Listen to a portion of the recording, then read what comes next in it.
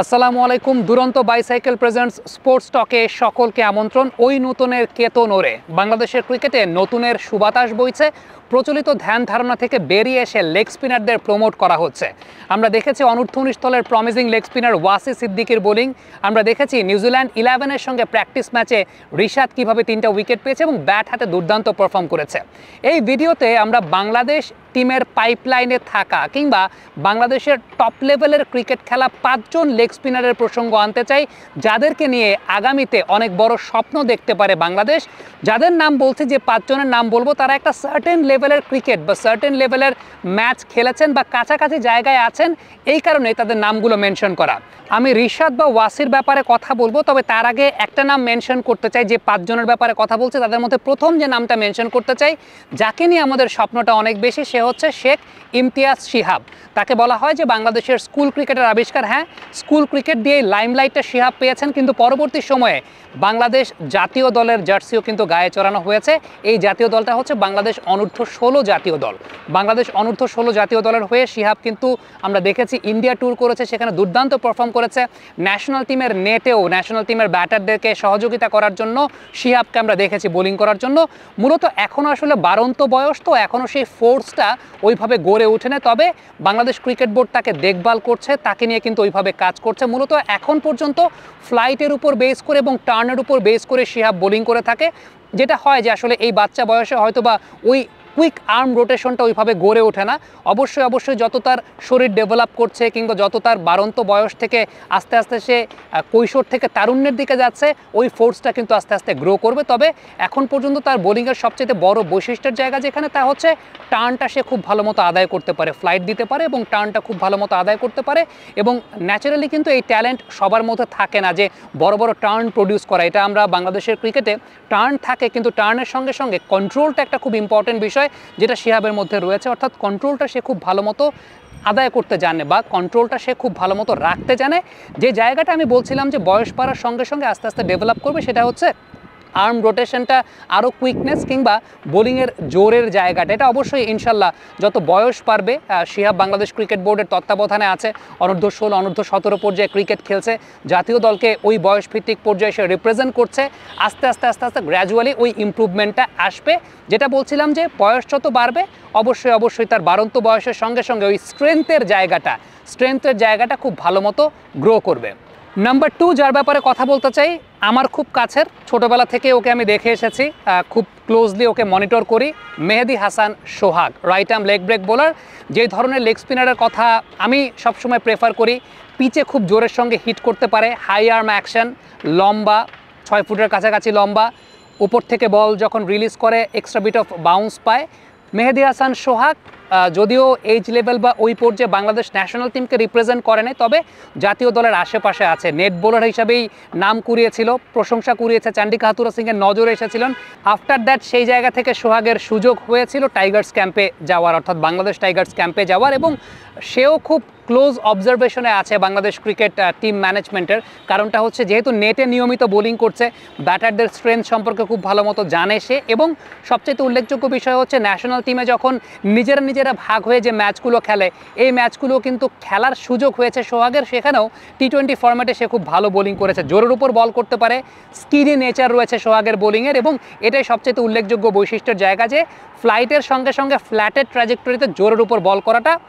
কন্ট্রোলের জায়গা নিয়ে হয়তো বা সোহাগকে আরও অনেক কাজ করতে হবে। ন্যাশনাল টিমের ওই সার্কিটের আশেপাশে যেহেতু আছে সোহাগ, যারাই আছে ন্যাশনাল টিমের আশেপাশের সার্কিটে বিভিন্ন জায়গায় পারফর্ম করছে, সোহাগ মনে হয় সবচেয়ে কাছাকাছি অবস্থানে আছে। এবং ওই জায়গাটায় যেহেতু চান্ডিকা হাথুরা সিংহে আমরা জানি যে এই ধরনের রেয়ার ট্যালেন্ট খুঁজে বের করার ক্ষেত্রে, আর যাই কিছুই থাকুক, এই ধরনের ট্যালেন্টকে সুযোগ দেওয়া বা প্রমোট করার ক্ষেত্রে চান্ডিকা হাথুরা সিং এই কাজটা করে। এর আগে জুবাইর লিখনকেও কিন্তু সুযোগ দিয়েছিল। আমার কাছে মনে হয় যে অচিরেই মেহেদী হাসান সোহাগেরও একটা সুযোগ আসবে। নাম্বার 3 যে বোলারটার ব্যাপারে কথা বলতে চাই, খুব বেশি পরিচিত না, মাসুম ছেলেটার নাম। আমরা অনফিল্ডের পর্দায় তাকে নিয়ে একবার ভিডিও করেছি। গত বছর ব্রাদার্স ইউনিয়নের হয়ে প্রিমিয়ার ডিভিশন ক্রিকেট লিগে সে ম্যাচও খেলেছে একটা। জোরের উপর বল করতে পারে, একটু quick action, quick arm action, run আপটাও খুব অ্যাগ্রেসিভ নেচারের রান আপ। তার জায়গাটা নিয়েও বেশ কিছু সময় আমরা দেখেছিলাম যে ন্যাশনাল টিমে নেট বোলিং সে করেছে, খালেদ মাহমুদ সুজনের নজরে সে এসেছিল। এবং সবচেয়ে বড় বিষয় ছিল যে ন্যাশনাল টিম যখন 2 ভাগ হয়ে টি-20 ওয়ার্ল্ড কাপের আগে ম্যাচ খেলেছিল, তখন কিন্তু ন্যাশনাল টিমের সঙ্গে মাসুমকেও আমরা ম্যাচ খেলতে দেখেছি। প্রিমিয়ার ডিভিশনেও সে ম্যাচ খেলেছে। অ্যাগ্রেসিভ নেচারের বোলার, যেটা বলছিলাম যে আমাদের বাংলাদেশে যেটা হয় যে এই ধরনের জোরের উপর লেগ স্পিন করা বোলারদেরকে আসলে খুব বেশি প্রাধান্য দেওয়া হয় না, বা একটু আনইউজুয়াল অ্যাকশন যাদের, তাদেরকে ওইভাবে আসলে আমলে নেওয়া হয় না। মাসুমের অ্যাকশনটা একটু আনইউজুয়াল, যেটা নর্মালি আমাদের এখানে টিপিক্যাল অ্যাকশনে দেখা যায় না, বাট খালেদ মাহমুদ সুজন তাকে সুযোগ করে দিয়েছিলেন যে ন্যাশনাল টিমের আশেপাশে বা এই সার্কিটে পারফর্ম করার জন্য। এবং সেও যদি নিজেকে আসলে ওইভাবে গ্রুম আপ করতে পারে, নিজেকে ওইভাবে ধরে রাখতে পারে, আমার কাছে মনে হয় তাকে নিয়েও আপনি এক ধরনের স্বপ্ন দেখতে পারেন। নাও যে দুজন একদম খুব কাছাকাছি জায়গায় আছে, প্রথমত ওয়াসি সিদ্দিকির কথা আমরা কদিন আগে একটা ভিডিও করেছিলাম। ওয়াসি সিদ্দিকি এমন একজন লেগ স্পিনার, আমার কাছে খুব ভালো লেগেছে যে ম্যাচে অ্যাগ্রেসিভ নেচারের বোলিংয়ের সঙ্গে সঙ্গে কন্ট্রোলটা ধরে রাখা। হ্যাঁ, প্রথম 2 ওভারে যখন দেখা গিয়েছিল বলটা একটু নতুন আছে, 2টা ফুল টাচ ওয়াসি সিদ্দিকে দিয়েছিল, কিন্তু এরপর বল যত পুরনো হয়েছে, যত সময় গেছে, বলের উপর কন্ট্রোলটা ওয়াসি সিদ্দিকের খুব ভালো মতো লক্ষ্য করা গেছে। এবং সবচেয়ে উল্লেখযোগ্য ব্যাপার যেটা, সেটা হচ্ছে আমরা একটা কম্পেয়ার করে দেখিয়েছিলাম যে নর্মালি এখনকার যারা অ্যাগ্রেসিভ নেচারের লেগ স্পিনার, তারা গ্যাদারটা একটু ওপর থেকে হয়, হাই আর্ম থেকে হয়। ওয়াসির গ্যাদারটা কিন্তু চোয়ালের নিচ থেকে, যেটা টার্ন করাতে অনেক বেশি মাত্রায় উপযোগী। বাট যদিও খুব বড় টার্ন নাই ওয়াসির, কিন্তু স্কিডি ডেলিভারি ওয়াসি প্রডিউস করতে পারে। এখন আমার প্রসঙ্গের জায়গাটা হচ্ছে এই ধরনের বোলারকে আপনি যদি লাল বলের ক্রিকেটে নামিয়ে দেন, তারা খুব বেশি সাকসেসফুল হয় না সাধারণত। এই টাইপের বোলার আসলে যত ফরম্যাট ছোট হবে, শর্টার ভার্সন ক্রিকেটে বাংলাদেশকে সার্ভিস দেওয়ার জন্য এই টাইপের বোলারই প্রয়োজন, যারা একটু স্কিডি নেচারের লেগ স্পিন করতে পারে, একটু জোরের উপর লেগ স্পিন করতে পারে, বড় টার্ন না, ছোট টার্ন, স্কিডি নেচার। সাইকেল, জীবনের গতি থাকুক always on. Lastly Rishad already national টিমে খেলছেন। রিশাদকেও আমি খুব তার প্রোগ্রেসটাও আমার খুব কাছ থেকে দেখা, আসলে আমি দেখেছি, ফলো করেছি রিশাদকে। একটা সময় হয়তো বা কন্ট্রোলের জায়গাটাতে রিশাদের খুব বেশি কন্ট্রোল ছিল না, মাশাল্লাহ এখন আলহামদুলিল্লাহ খুব ভালো কন্ট্রোল রিশাদের। এবং যেটা হয় যে লেগ স্পিনারদের শর্ট পিচ বা ফুল টাচের প্রবণতা থাকে, রিশাদের আসলে এই সম্ভাবনার জায়গাটা বা এই জায়গাটা পার্সেন্টেজটা 1%।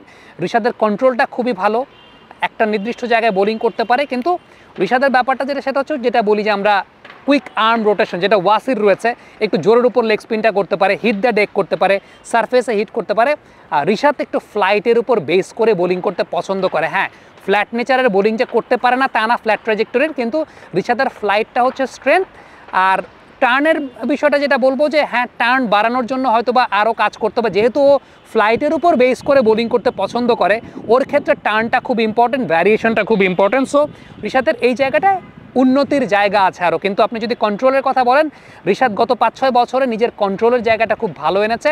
আমার কাছে যেটা মনে হয় যে এই লেভেলে সার্ভাইভ করার জন্য একটু জোরের সঙ্গে বোলিং করা, কিংবা জোরের সঙ্গে বোলিং না করলেও যেহেতু ফ্লাইটের উপর বেস করে বোলিং করতে চায়, টার্নটার প্র্যাকটিসটা, অর্থাৎ টার্নটা যদি আরেকটু বেশি সে আদায় করতে পারে তার জন্য, কারণ তার বোলিংয়ের নেচারটা ওই টাইপের, সেটা হয়তো বা তার জন্য অনেক বেশি বেনিফিশিয়াল হবে। তবে রিশাদের সবচেয়ে বড় স্ট্রেংথের জায়গাটা দেখলাম রিশাদের ব্যাটিং, কারণ নর্মালি লেগ স্পিনারদেরকে আমরা ওইভাবে ব্যাটিং করতে দেখি না, কিন্তু রিশাদ যেভাবে আসলে ব্যাটিং করে বা করতে পারে, তার একটা প্রতিভার ঝলক আমরা দেখেছি। সো এটা রিশাদকে অনেকাংশে এগিয়ে রাখবে। সব কিছু মিলিয়ে দেরি হবে, আমি বলছি না যে আপনি রাতারাতি রশিদ খান বা আদিল রশিদ টাইপের লেগ স্পিনার পেয়ে যাবেন, দেরি হবে, কিন্তু ইটস গুড টু সি যে বাংলাদেশ ক্রিকেট বোর্ড লেগ স্পিনারদেরকে প্রমোট করা শুরু করেছে।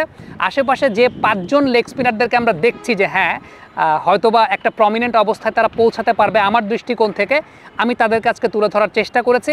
আপনারা আমাকে একটু কমেন্ট বক্সে জানান, ভিডিও করে পাঠান, কিংবা আপনাদের আশেপাশে এরকম যদি কোনো লেগ স্পিনার থাকে যাদেরকে আমরা প্রমোট করতে পারি, অনফিল্ডের তরফ থেকে I am very much willing তাদেরকে প্রমোট করার জন্য।